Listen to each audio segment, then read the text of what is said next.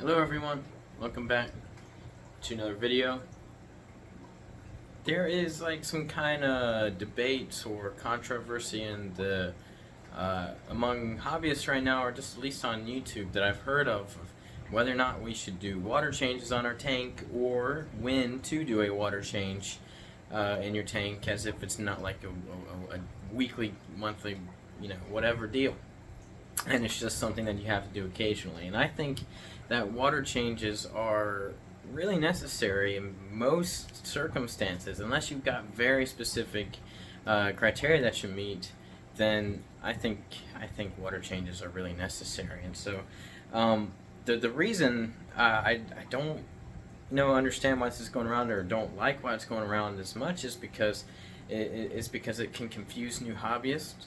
So I work at a local fish store, and so lots of customers come in, lots of new fish keepers, new aquarium keepers come in, and they don't even know what a water change is, or they might have heard that water change is this, and they don't necessarily have to do them, but they don't understand the criteria under which they don't have to do them, and so they just think that, oh, well, this person doesn't do water changes and they're successful, so I don't have to do water changes and I'll be successful.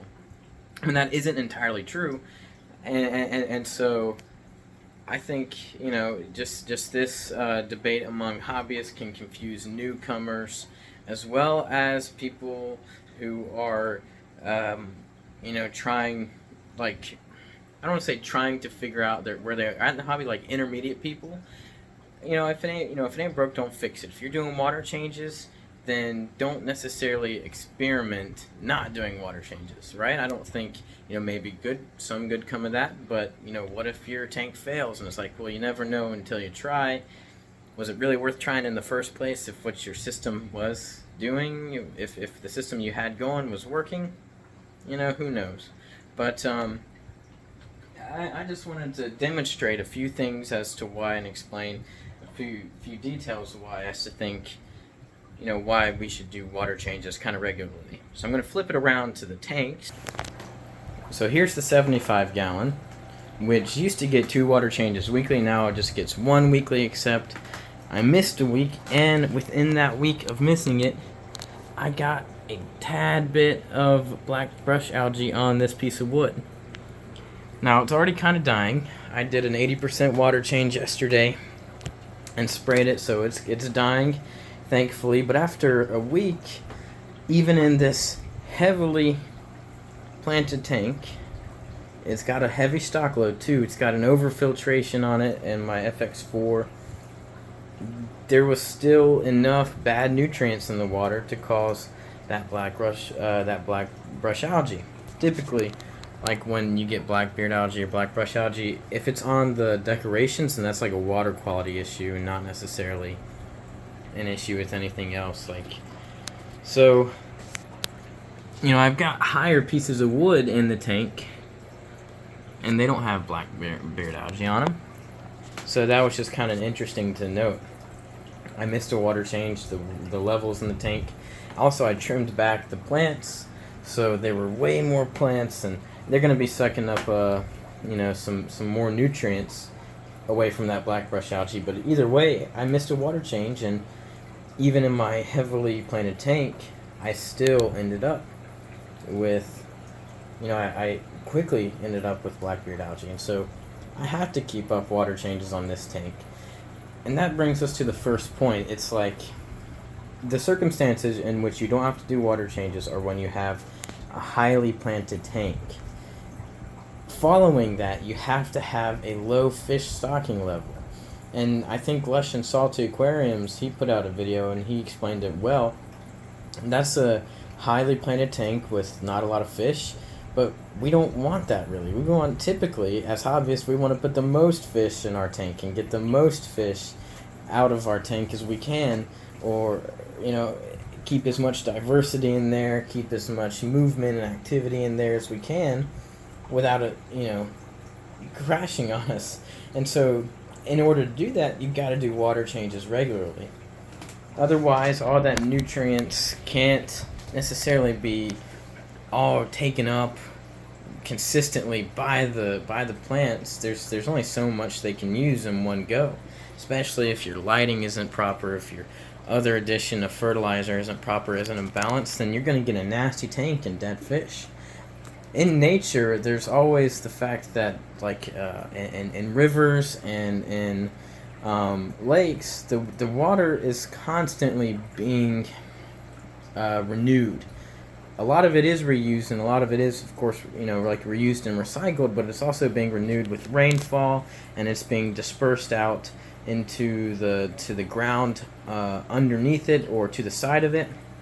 And so rainfall, new river water rushing through the river, it mimics, is replenishing everything that the water originally had, that the plants and the fish used up in nature. And so we do that with a water change in our tank. Now, not every tap water has certain minerals, and so you might have to use whatever supplement of choice to fix that for your particular tank. But the point remains, you got to replenish nutrients. You got to replenish minerals, just like nature does. You have to do in your tank, and you can only do that so much adding supplements.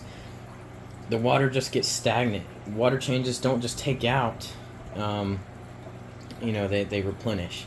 And so when also evaporation comes into play, you have, whenever water evaporates and you just top it off, it's leaving a ton of crap behind that can't be used, right? Even by plants, even by the fish. And so all that stuff will build up, and it can alter the pH, it can alter the hardness of your water, it can alter different levels that will impact your fish in some form or fashion, impact your plant growth. And so we also remove that with a water change. Newcomers to the hobby often are afraid of live plants, and so I try and get them onto live plants. Hey, they only benefit your tank, they make it look more natural, arguably make it look more beautiful. Your fish will enjoy them a lot more because they feel they don't have to worry about rubbing up, or not worry necessarily, but they're not going to get injured by rubbing up against a hard leaf or something, like they might a plastic plant by accident. But this is often the key to doing less water changes and having a healthier tank is live plants. And so the idea is that you have what I said a minute ago was you have a highly planted tank full of lots of plants and very few fish. And when customers don't even want, or new hobbyists don't even understand, and of course it's my job to get them into that, don't even understand live plants, their initial thought is, ooh, I want just a tank full of fish. That's often what I hear. It's like, I got a 20-gallon tank. What's the maximum number of fish I can put in there? I want that today. And so we have to, break it down and explain to them what's going on and why that's not a good idea. But the point remains, they might hear someone on YouTube say that, and they're like, I'm going to take this guy's word because that's what I want to hear, and I'm not going to take the employee's word because that's not what I want to hear. And so I think when those people have to do water changes, the ones who want as many fish as they can in a non-planted tank, water changes are a must, especially when people are learning how to feed too. So feeding is something that I have to educate on. You have, really, I say like once a day, every other day, depending on what you're doing. Most people, every other day, whatever they can eat in like 15 seconds. That's as much as your fish needs. Now, if you're trying to bulk up the fish, then twice a day. But of course, whatever you put in, you're going to have to take out. People don't understand that. So people feed all the time, and then they never do water changes, and their tank crashes. It's just a mess. And so I think water changes for these people, and still encouraging water changes in the community is something that we need to do. As for the intermediate people, I would say use your best judgment. To me, it doesn't make any sense if you have a water change system going and you're doing your water changes weekly, then don't, if it ain't broke, don't fix it. I wouldn't experiment with something new at the risk of losing your beautiful tank, your beautiful fish, your well-loved fish.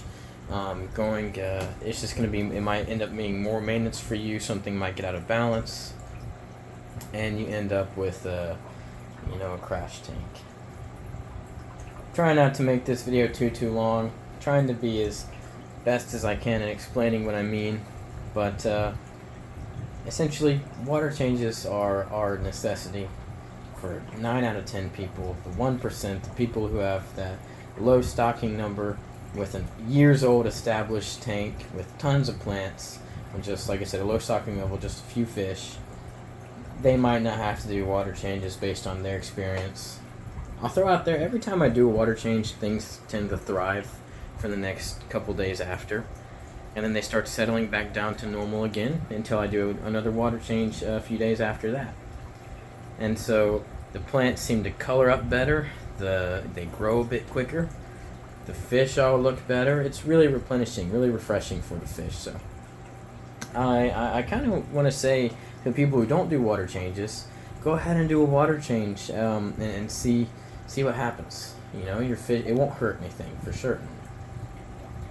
But, you know, if it ain't broke, don't fix it. So you have that side of the argument. Anyway, guys, thanks for watching. Have a great day. Do your water changes. Thanks, guys.